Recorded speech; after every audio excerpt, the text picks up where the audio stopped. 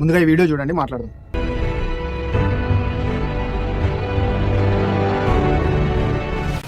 ఇప్పుడు మీరు చూసింది బూగా స్పియర్.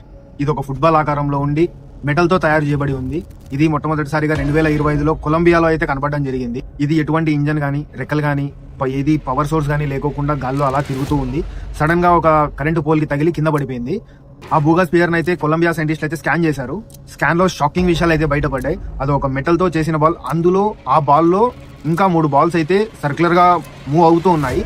ఈ బూగా స్పియర్ ని అబ్జర్వ్ చేస్తున్న సైంటిస్టులు ఏం చెప్పారంటే, ఇది కంటిన్యూస్ గా దాని వెయిట్ ని ఎక్కువ మరియు తక్కువ చేసుకుంటూ ఫ్లక్చువేట్ అవుతూ ఉంది దాంట్లో అది అని చెప్పి.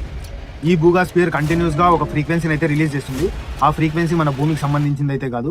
భూమి నుంచి బయట ఇంకో ప్రపంచానికి ఆ బూగా స్పియర్ అయితే సిగ్నల్ పంపిస్తుంది. మరి అది ఏలియన్స్ పంపించిన బాలా, లేకుంటే సైంటిస్టులు ఆర్టిఫిషియల్ గా తయారు చేసి ప్రజల్ని మభ్య పెడుతున్నారనేది రానున్న రోజుల్లో అయితే మనకు తెలుస్తుంది అనే హోప్ తో ఉన్నాం.